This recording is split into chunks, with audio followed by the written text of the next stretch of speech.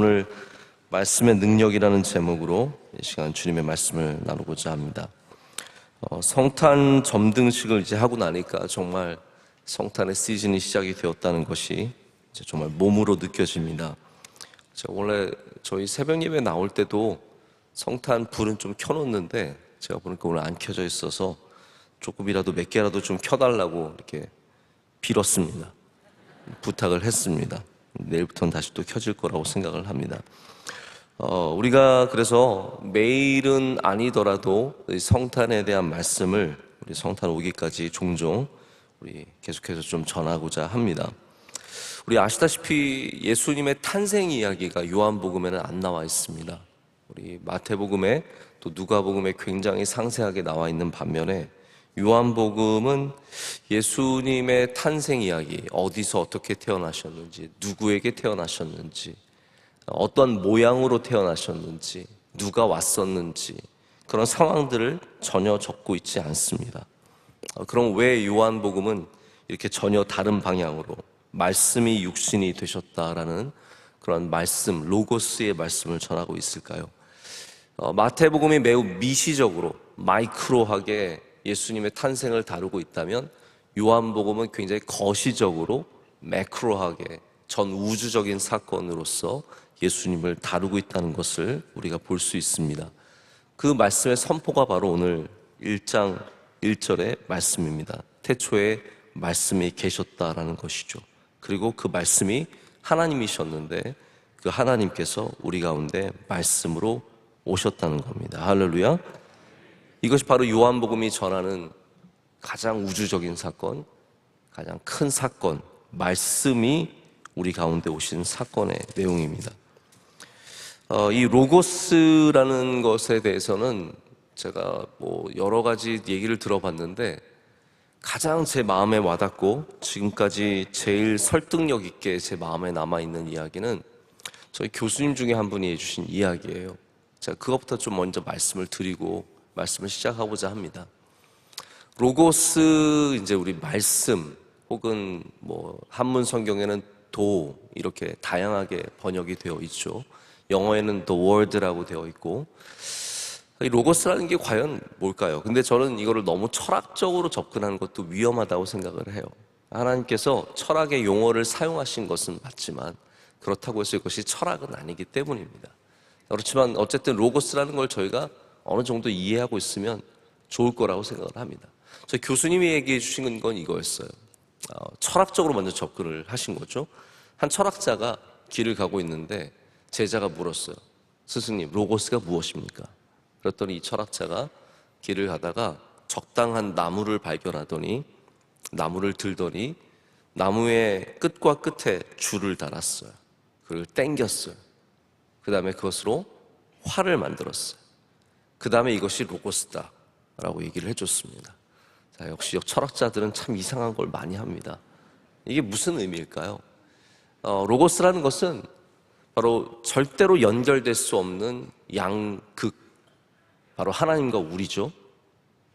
하나님과 우리는 절대로 다시 이어질 수 없는 양극인데 바로 그것을 다시 하나 되게 하는 것, 그것을 이어주는 것이 로고스다 라고 얘기를 했다는데 저는 굉장히 마음에 와닿았습니다. 그래서 하나님과 우리를 다시 연결시켜주는 것, 말씀, 할렐루야. 하나님과 우리를 다시 하나 되게 하는 것, 말씀, 바로 그것이 로고스다라고 했을 때 설득력 있게 다가왔습니다. 제가 대림절 묵상을 하고 있는 가운데 며칠 전에 또 로고스에 대한 이런 글을 만났습니다. 이분은 데니 사베드라라고 하는 목사님인데 이분은 이렇게 설명을 합니다. 로고스는 강하고 복잡하고 아름다운 개념입니다. 이 단어의 배경에 있는 그리스 철학을 가장 쉽게 설명하자면 로고스는 사물이나 대상 뒤에 있는 이유, 암묵적인 근거입니다. 자, 이건 들어봐도 역시 무슨 말인지 정확하게 모르겠죠. 제 표현으로 하자면 이런 것 같습니다. 어떠한 사건, 사물, 어떠한 우리의 모든 대상들, object죠. 어떤 모든 물건들, 물질들, 이 모든 것 뒤에는 이유가 있다라는 거예요. 거기에 근거가 있다라는 겁니다. 보이지 않는, 암묵적이라는 게 그런 거죠. 드러나지 않는 그 근거, 모든 존재의 근거, 보이지 않는 이유, 그것이 바로 로고스다라고 설명을 하는데, 저는 이 로고스에 대한 개념보다 이분이 이것을 바로 히브리 이스라엘에서 갖고 있는 로고스의 개념으로 이어질 때 좀 더 이해가 됐어요. 히브리 문화에서는 이 로고스를 뭐라고 하냐면 하나님의 의지의 동력이다라고 나타낸다는 것이죠. 그것이 바로 멤나, 말하다라는 뜻을 가진 말씀으로 이것이 표현이 된다라는 거예요. 자, 다시 말씀드릴게요. 쉽게 말하자면 말씀이라는 것은, 로고스라는 것은 하나님의 의지, 하나님의 뜻, 하나님께서 이루고자 하시는 일들에 대한 하나님이 갖고 계신 동력을 말한다는 겁니다. 자, 그렇다면 오늘 우리가 이 요한복음에서 만난 말씀은 무엇일까요? 이 말씀은 하나님의 의지, 하나님의 뜻, 하나님께서 행하고자 하시는 것에 거기에 두고 계신 하나님의 능력을 총칭하는 말입니다. 그러니까 여러분, 우리가 성경에서 말씀이라고 했을 때 그것을 단순히 언어적으로만 받아들이시면 안 된다는 거죠. 하나님께서 말씀하셨기 때문에 빛이 있으라 하셨기 때문에 빛이 있었습니다. 할렐루야. 빛이 있으라, 말씀이죠. 말씀으로 창조하셨어요. 근데 그게 우리가 보통 생각하는 verbal, 이 언어적인 말씀이 될 수도 있지만 제일 중요한 것은 그 말씀이 하나님의 의지시라는 거죠. 그래서 하나님은 말씀하면 이루어집니다. 왜냐하면 하나님의 의지가 그것에 담겨져 있기 때문이죠. 이게 참 재밌는 부분이에요. 우리는 의지 없이도 말할 수 있어요. 저 갈게요. 우리 의지 없이 하는 말 중에 하나가 뭡니까? 우리 밥 한번 같이 먹어요. 이거 인사지 의지가 없어요. 대부분 의지가 없습니다. 근데 하나님의 말씀에는 반드시 하나님의 의지가 담겨져 있습니다. 이루고자 하시는 하나님의 뜻이 담겨져 있습니다. 빛이 있으라, 뭐 있든 말든 아니에요. 하나님은 의지를 갖고 뜻을 갖고 빛을 창조하셨고, 하나님께서 모든 세상의 창조물들을 하나님의 뜻 가운데, 의지 가운데 창조해 주셨다라는 겁니다. 제가 보면 저희 아이들 의지 없이 참 말을 잘합니다. 제가 어제도 이제 저희 월요일 날은 저희 아이들한테 뭐 게임도 좀 하게 해주고 뭐 보게도 해주는 아주 좋은 날입니다. 그래서 아빠를 만나는 날은 좋은 날, 뭐 이렇게 만들어 놓은 거죠. 어제 이제 저녁이 되어서 잘 때가 되니까 아이들한테 이제 보던 거 끕시다. 보던 거 끄기 지금 빨리 끄는 사람, 우리 뭐 좋은 스티커 붙여주고 좋은 거 있어요? 그러면 애들이 네 합니다. 근데 의지가 없어요. 네, 계속 보고 있습니다. 전혀 의지 없는 말만 있는 거죠. 여러분, 하나님은 의지의 하나님, 할렐루야, 말씀의 하나님, 이루시는 하나님, 단 하나도 그 말씀의 땅에 떨어지지 않는 하나님이시라는 거예요. 그래서 말씀이 육신이 되셨다라는 것은 하나님의 모든 의지와 하나님의 뜻이 이 땅 가운데 예수님으로 오셨다는 것을 말하고 있습니다. 여러분, 로고스, 바로 말씀이 태초부터 계셨고 우리 안에 오신다는 것은 우리가 그 말씀을 믿고 의지하고 따르고 신뢰하고 붙잡아야 된다는 것을 말합니다. 이 신학자였던 바르트가 우리가 말씀을 세 가지로 경험한다고 하지 않습니까? 하나는 바로 성경이라고 하는 하나님의 감동으로 만들어진 말씀. 이게 여러분 참 중요한 거예요. 제가 오늘 아침부터 너무 신학을 자꾸 얘기해서 죄송한데, 자유주의 신학자들이, 뭐 어떤 사람들은 바르트도 자유주의 신학자라고 얘기하는데, 자유주의 신학자들이 성경을 완전히 갈기갈기 찢어놓은 겁니다.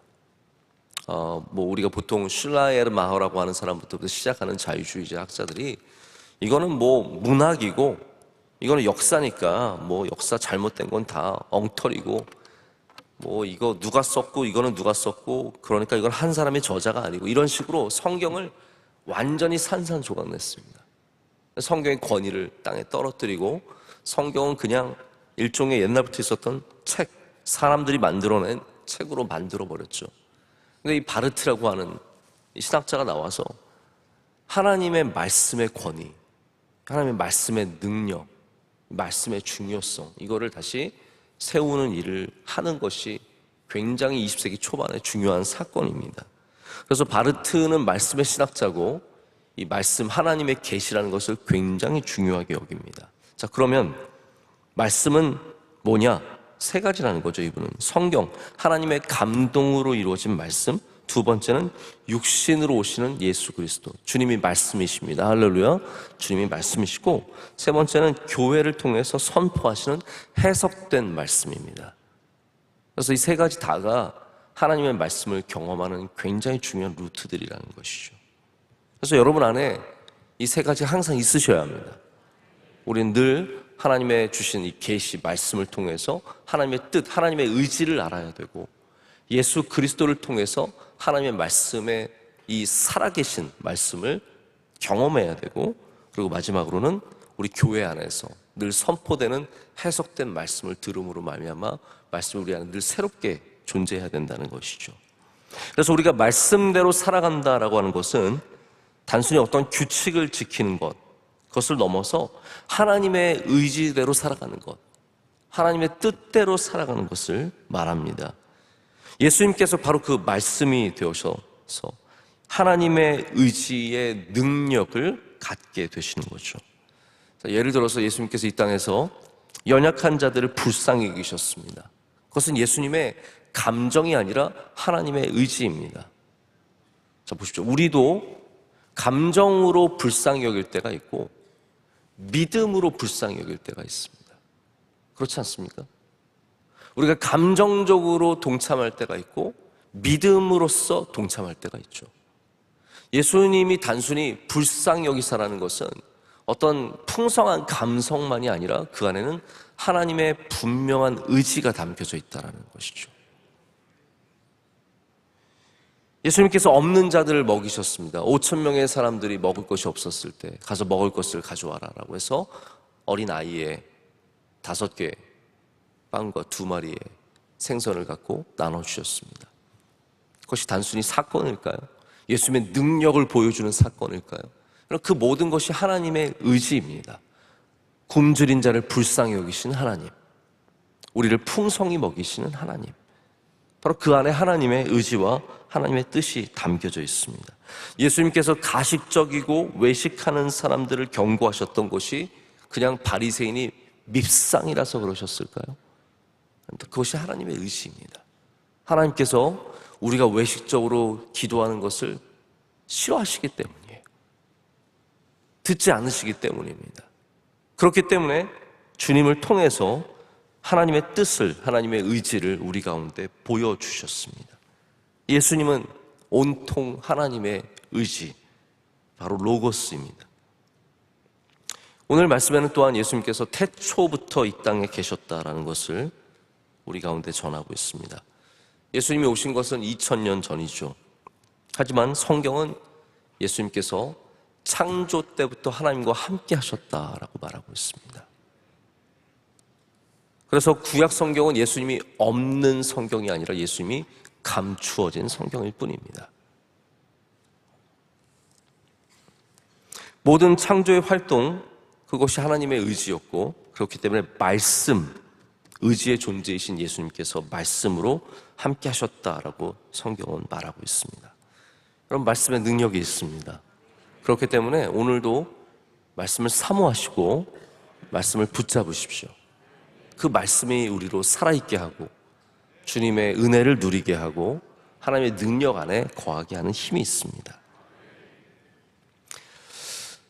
제가 주일 저녁에 종종 우리 종례를 하면서 우리 교육자들과 함께 이런저런 얘기를 나눕니다. 그러다 보면은 제가 전공한 교회사 이야기가 종종 나오게 되는데, 이번 주에 제가 마침 그런 얘기를 했어요. 우리가 성찬식 하지 않습니까?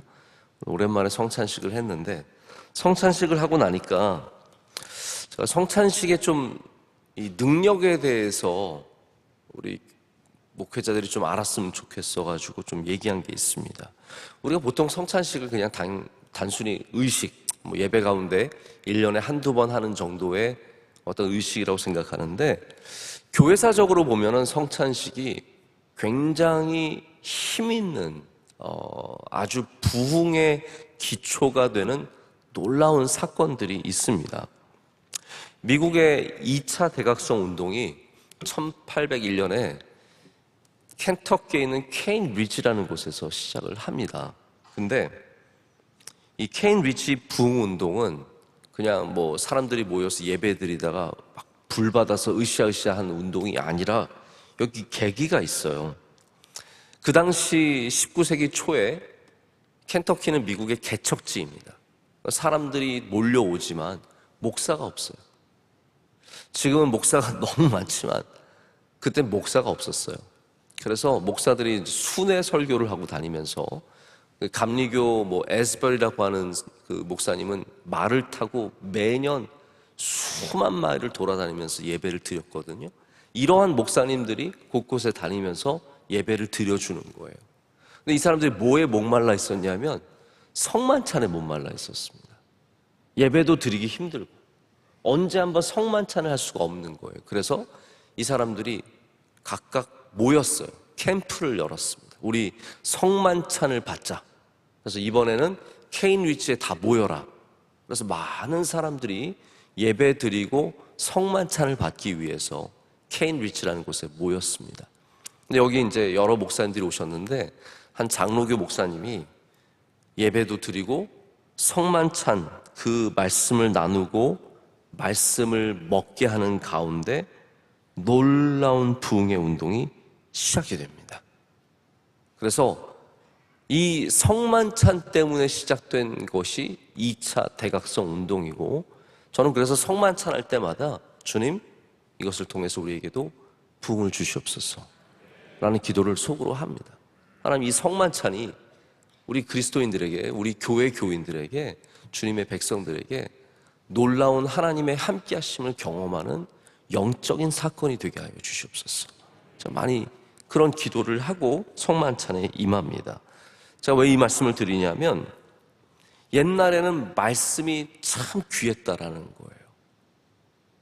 우리 어른 목사님들 부흥회 한 번 있으면 거기를 그렇게 쫓아다니시고, 여러분 어렸을 때 그렇지 않으셨습니까? 옛날부터 교회 다니셨던 분들은 아실 거예요. 말씀 하나 듣기 위해서 저 멀리서 찾아오고 그랬던 적이 있었습니다. 저만 해도 그랬었던 것 같습니다. 제가 유학생활에 하는 동안에 저희 교회 3월 특별새벽 집회, 9월 특별새벽 집회 테이프로 보내주시다가 나중에 CD로 보내주시던 그거 받아가지고 늘 차에서 듣고 말씀이 귀했어요. 근데 여러분 점점 시대가 바뀌면서 지금은 말씀이 너무 풍성한 시대가 되었어요. 근데 이게 좋은 것이냐? 제가 볼 땐 그렇지 않은 것 같아요. 말씀이 풍성한데 정작 말씀을 듣지도 않고 말씀대로 살아가지도 않는 시대가 되어버렸습니다. 유튜브에 보면은 유명한 목사님 말씀이 매일같이 수천 수만 개가 올라옵니다. 그러다 보니까 제가 유튜브에서 하나 현상을 발견하게 되었어요. 유튜브에서 뭐라도 좀 해보고 싶은 목사님들은 제목을 유튜브스럽게 짓습니다. 조금이라도 관심을 갖게 하는 거죠. 그래서 어떤 유명한 목사님이 계시는데 이분은 이미 유명하시고 유튜브에서 제일 사람들이 많이 설교를 들어요. 그런데 더 사람들 듣게 하려고, 혹시 여러분 어그로란 말 아세요? 어그로? 모르시죠? 사람들을 억지로 막 끌어오기 위해서 짓는 것들, 그걸 어그로라 그러는데, 설교 제목을 너무 유튜브스럽게 짓는 거예요. 제가 좀 실망했어요. 귀한 목사님인데 뭐하러 목사님 이 정도까지 할까? 늘 보면은 3가지 비결, 대단한 어떠한 비밀이 있는 것처럼 관심을 갖게 하려고. 그게 이 시대의 모습인데 그래도 안 듣거든요. 그래도 안 보거든요. 우리가 말씀이 풍성한 시대를 살아가지만 그렇다고 우리가 다 말씀을 믿고 의지하며 살아가는 것은 아니라는 거죠. 여러분, 오늘 아무것도 아닌 종의 설교를 듣지만 이 설교를 통해서 예수님을 사랑하시길 축복합니다.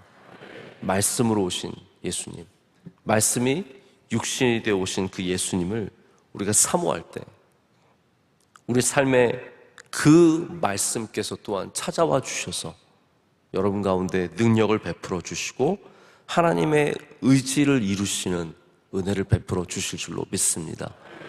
여러분, 병든 자들도 말씀을 붙잡으시고 넘어진 자도 말씀을 붙잡으시고 슬픈 자도 말씀을 붙잡으시고 특별히 잘 되는 사람도 말씀을 꼭 붙잡아서 여러분 평생에 말씀의 능력을 누리며 살아가시기를 축복합니다. 함께 기도하시겠습니다. 하나님 아버지, 감사합니다. 오늘도 이 새벽에 눈이 흩날리는데 우리 주님께 한 걸음 한 걸음 찾아오게 하신 것을 감사합니다. 하나님 아버지, 우리는 말씀 없이 살아갈 수 없습니다. 우리 지혜와 우리의 능력으로 살아갈 수 없음을 주님께 고백합니다. 지혜 없고 능력 없는 우리를 불쌍히 여겨주셔서 오늘도 우리에게 말씀하여 주시옵소서. 하나님의 뜻을, 하나님의 의지를, 하나님의 생각을, 하나님의 마음을 우리에게 말씀하여 주시옵소서. 그 말씀을 듣고 듣는 대로 행하는 우리가 되게 하여 주시옵소서. 반석 위에 집을 짓게 하시고 흔들리지 않는 삶을 살아가게 하여 주시오며 한 명의 주의 백성도 넘어지지 않도록 주의 말씀으로 우리를 붙잡아 주시고 친히 인도하여 주시옵소서. 하나님, 대림절을 지나고 있습니다. 우리 말씀으로 오시는 예수님을 간절히 기다리는 복된 시간이 되게 하여 주시오며 매일매일 우리를 만나 주시옵고 크신 은혜 속에 지나게 하여 주시옵소서. 하나님, 어제는 또 국가조찬 기도회를 잘 마치게 하심을 감사합니다. 이 나라가 기도 위에 서게 하여 주시오며 말씀 위에 서게 하여 주시오며 하나님, 이 땅의 교회들이 주님을 경외하는 마음으로 잘 섬기고 또 위정자들이 하나님을 경외하는 마음 주셔서 하나님을 믿고 따라가는 좋은 나라가 되게 하여 주시옵소서. 대통령에게 늘 함께 하시는 은혜를 주셔서 지혜와 명철을 주시고 이 어려운 문제들을 잘 풀어갈 수 있도록 주님 말씀으로 가르쳐 주시옵소서. 하나님, 우리 명성교회 주의 장중에 날마다 붙잡아 주시오며 말씀으로 든든하게 서는 교회가 되게 하여 주시옵소서. 하나님, 겨울이 되고 추울 때 어려운 분들이 많이 있습니다. 불쌍히 여겨주시고 그들에게도 주님 위로하시고 또한 오늘도 복된 날이 되게 하실 줄로 믿습니다. 오늘 예배를 섬기는 주님의 종들을 기억하여 주시옵소서. 기도하신 집사님의 기도를 기뻐 받아주시며 갑절의 은혜를 허락하실 줄로 믿습니다. 안내하시고 봉사하시고 새벽기도 위원회들 또 하나님 반주하고 연주하는 주님의 모든 사랑하는 종들에게 좋은 곳으로 베풀어 주시오며 항상 주님께서 선하게 인도하여 주시옵소서. 사랑하는 원로 목사님, 많은 곳을 다니시며 바쁘시고 또 많은 일들이 있습니다. 주님께서 항상 동행하여 주시오며 신원을 강건하게 붙잡아 주시옵소서. 오늘도 말씀과 동행하는 날이 될 줄로 믿습니다. 모든 것을 감사드리며 예수님의 이름으로 기도드립니다. 아멘.